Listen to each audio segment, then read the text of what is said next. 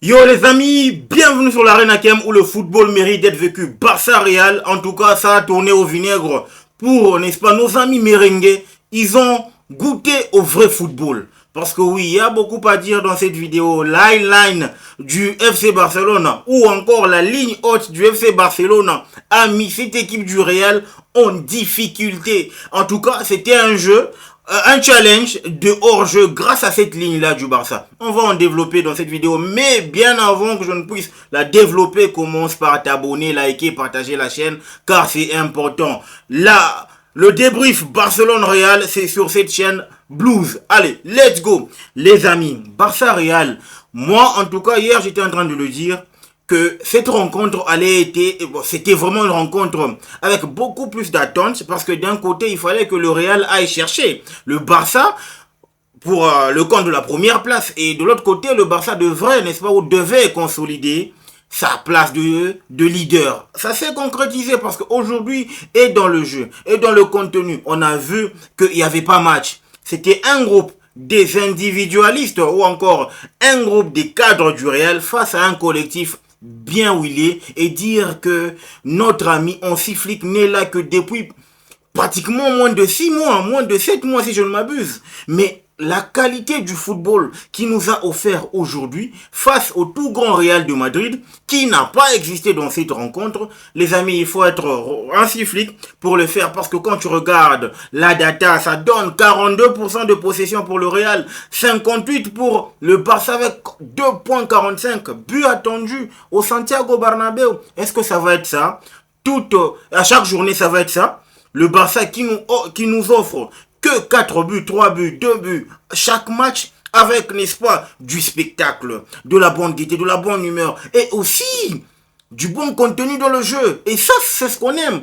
Moi, en tout cas, j'ai vu le meilleur match de la Liga cette saison. Ça n'engage que moi, il n'y a pas de débat. Il n'y a pas de débat entre vous et moi. Mais le plus important, c'est qu'aujourd'hui, je me suis rendu compte que c'est vrai, le Barça gagne, mais le Barça gagne avec manière.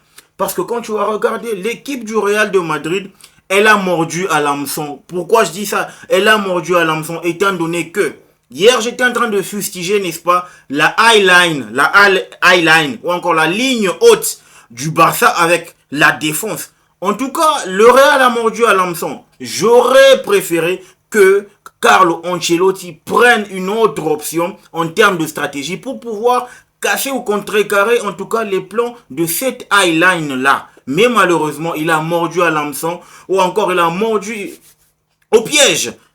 Le piège qui a été tendu par Hansi Flick, en tout cas, a payé. Étant donné que Mbappé, Bellingham et les autres ont mordu à l'hameçon.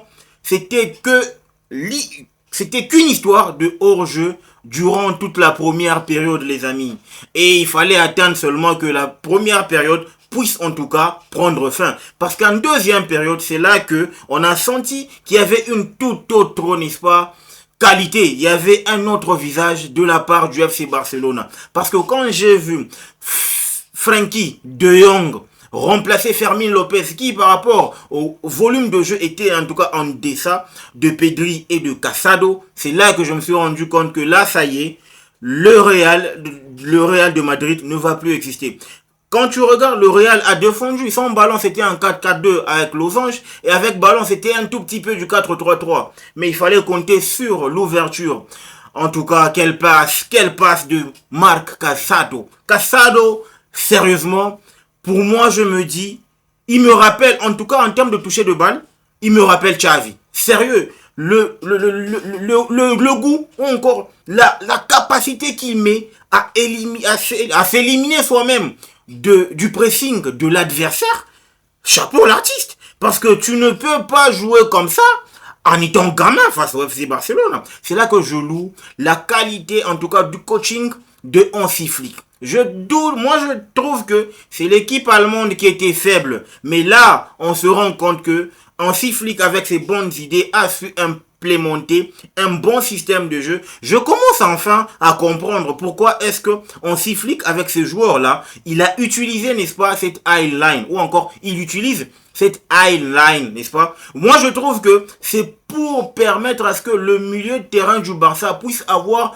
une très grande couverture du terrain, parce qu'en étant haut avec sa défense, ça permet à ce qu'on puisse réduire, n'est-ce pas, la couverture du moitié, n'est-ce pas, de terrain adverse. C'est là qu'on a vu toute la masterclass de Pedri ainsi que Casado au milieu du terrain, parce que ces deux-là ont complètement déverrouillé, en tout cas le milieu, la défense du Real de Madrid. Elle n'a jamais existé, cette équipe du Real de Madrid. Elle n'a jamais existé. C'est là que je trouve, en tout cas, l'apport. Pourquoi ne pas adorer? Pourquoi ne pas dire que on est sur le point de... Voilà, pourquoi ne pas dire que d'ici 4 ans, on n'aura plus droit à vivre, n'est-ce pas, ces beaux moments, encore à profiter du talent de ce grand attaquant qu'est Robert Lewandowski. Les amis, j'ai en tout cas l'honneur de vous dire que ça va plus courir, n'est-ce pas, sur les rues, parce que c'est, en tout pour moi, je dis, c'est la dernière perle qui reste sur le marché, parce que en dehors de Robert Lewandowski, en termes de qualité, neuf pur, il n'y a que des bras cassés. Ah ouais, vous allez me parler de Haaland. Haaland, ça n'a rien à voir en termes de qualité comparativement à ce que propose Robert Lewandowski. Quel calme devant Lunin. Quel calme. Il place, en tout cas, il ajuste très bien, déjà de par son contrôle, il ajuste très bien le Lunin pour marquer. Ah, le but de la tête qui marque. C'est là que je me dis que c'est un attaquant complet. Il l'a prouvé tout au long de sa carrière. De Dortmund jusqu'au Barça, pour moi, je dirais qu'on a eu le bonheur, la grâce de vivre, en tout cas, sous l'ère Robert Lewandowski. Parce qu'après le départ de Luis Suarez, il n'y en a plus un autre attaquant de ce calibre-là. Mais malheureusement, il est en train de partir. On la retraite parce que c'est 35 ans, les amis. Mais en tout cas, ce raté-là, il plombe son match. Parce que normalement... heureusement que le Barça a tué le match, mais à partir du moment où vous menez 2-0, il faut chercher le troisième but pour complètement casser les espoirs de l'équipe adverse. Et aujourd'hui, on a vu que le Real était beaucoup trop faible pour cette équipe du Barça. Du début à la fin, le Real n'a résisté qu'en première période. Et moi, je commence à avoir des doutes sur cette équipe du Real. Est-ce que ça va tenir ? Est-ce qu'on est sur le point, on n'est pas en train de vivre une cassure là avec cette équipe du Real de Madrid? Wait and see, parce que je ne veux pas prendre des conclusions hâtives étant donné qu'on n'est pas encore au mois de février. Vous savez, cette équipe avec la Baraka qui s'accompagne autour d'elle lors de la deuxième moitié de saison, je ne veux pas m'enflammer, mais seulement que je dis aujourd'hui, la meilleure équipe était le Barça au niveau du score, du jeu et ainsi que de la couverture ou encore du contrôle du match. Hansi Flick, crédit à lui, parce que là, je commence à vraiment respecter cette équipe du Barça, parce que là, on a vu que la stratégie, en tout cas utilisée, elle est bonne. Je pense que Hansi Flick, en venant au Barça, il savait exactement ce qu'il venait faire. Parce que quand tu te retrouves à construire un bon groupe avec des jeunes, Lamine Yamal qui se retrouve étant le leader technique de cette équipe, chapeau, parce que là, c'est quand même quelque chose qui prouve à suffisance que là on tient un groupe. Parce que quand tu vas te rendre compte que on est allé avec une tactique du côté du Barça, 4-2-3-1 ou encore un 4-3-3 avec un cas. Moi, je trouvais qu'il y avait un Casado et Pedri en box-to-box, même si ça se pratique pas vraiment, n'est-ce pas, en Espagne. Seulement que le contrôle, la force du Barça, c'est le milieu. Et on a vu encore une fois que le Barça nous a pondu un bon contrôle en termes, n'est-ce pas, de qualité au milieu de terrain. Et dire que le milieu du Barça n'a pratiquement que moins de 24 ans, il a eu à contrôler des vieux briscards. Bon, je dis vieux briscards en termes d'expérience, n'est-ce pas? Pas en termes d'âge, du Real de Madrid. Et là, franchement, les amis, on regarde que le fait marquant, c'est que Monsieur Mbappé, il a été frustré tout au long de cette rencontre, les amis. Vraiment, si en tout cas, ce but qu'il a marqué, hein, la pichenette qu'il a marqué en première période avait été validé, je pense que ça aurait joué en faveur du Real de Madrid. Mais seulement là, on tient un gars qui est frustré. Mbappé, tu joues pas en Ligue 1. Je ne suis pas là pour lyncher Mbappé. Mais je trouve que la mentalité ou encore, il a été touché. Il a été touché émotionnellement. Parce que quand tu marques 2 buts et que ces 2 buts, en tout cas, sont refusés pour hors-jeu, et au finish, il y a le juge de touche qui te laisse faire des courses inutiles pour un hors-jeu déjà existant, ça frustre les amis. Mais seulement que dans certaines actions, j'ai trouvé que le duo Mbappé-Vini, en tout cas, Vini a raté son match. Hein. Pour moi, il a raté son match. Il aurait pu servir Jude Bellingham. À partir du moment où il avait, en tout cas, fait le gros du travail en première période.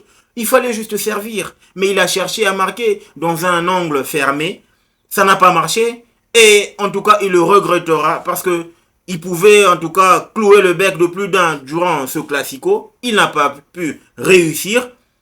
C'est comme ça. On n'y peut rien, c'est comme ça. Moi, en tout cas, j'y peux rien. Mais au moins, je me suis rendu compte qu'en face, il y avait quand même une équipe qui a bien joué au football et qui nous a donné du plaisir. Je ne me suis jamais régalé, n'est-ce pas, tout au long de ce week-end que, dans ce moment-là, le Barça, en tout cas, m'a bluffé. Le Barça m'a permis de revivre la beauté du football, de revoir la splendeur du football et de pouvoir, n'est-ce pas, prendre en compte que là, on tient une équipe qui veut aller loin. Là, ça, c'est pratiquement 6 points. Voilà, 6 points de son concurrent direct qu'est le Real de Madrid. Je pense que là, ça commence à en faire beaucoup. Hein. On n'est qu'à la 11e. On est qu'à la... Voilà, on en est qu'à la 11e journée si je ne m'abuse. Ou 10e si je ne m'abuse. Je dois regarder le classement. Mais on est déjà à 6 points pour le Barça qui devance le Real de Madrid. Il faut le faire les amis. Mais seulement que je dois encore une fois dire chapeau à Hansi Flick. Parce qu'aujourd'hui il nous a fait comprendre que la high line ou encore la ligne haute, n'est-ce pas, défensive, il faut savoir la manier. Il faut savoir l'utiliser pour prendre au piège l'équipe adverse. Et aujourd'hui, et aussi, surtout, permettre à son équipe d'avoir le contrôle du milieu, d'avoir le contrôle du jeu dans le cœur, n'est-ce pas, ou dans la moitié du terrain de l'équipe adverse. C'est ce qu'on a vu aujourd'hui. Le Real doit vraiment trouver une structure pour pouvoir asseoir son jeu. Parce que oui, la composition, elle était bonne, mais seulement à partir du moment où tu décales Bellingham à droite et il fait beaucoup plus d'efforts défensifs, tu aménuises, en tout cas, ses qualités d'attaque. Et du côté du Barça, il n'y a rien à dire. Je croyais que j'allais voir Inigo Martinez être mis en difficulté en termes de vitesse. Vini Mbappé, mais malheureusement, il a tenu baraque. Et surtout Koubarsi, qui du haut de ses 19 ans ou 20 ans, il est toujours aussi efficace et trop top. Et dire que ce gamin, on est encore il est trop tôt de vivre toutes, en tout cas, ses capacités parce qu'il ne fait que nous bluffer match après match, les amis. Donc, là, on tient une rencontre référence en termes de Liga. Moi, je me suis bien amusé. C'était là le débrief sur le Real de Madrid. 4-0 en faveur du Barça qui repart, je vous l'avais dit, les amis, avant que je ne finisse, que le Barça au Bernabéu marque toujours. Et pour la petite référence, je pense que moi j'ai vu le Barça 2010 de Villa, Pedro, Iniesta, Xavi, Messi. Tu vois ce Barça là, je l'ai vu aujourd'hui. Ça n'engage que moi. Dites-moi ce que vous en pensez en commentaire. N'oubliez pas de vous abonner, de liker et de partager la chaîne. Le football mérite d'être vécu. Ciao!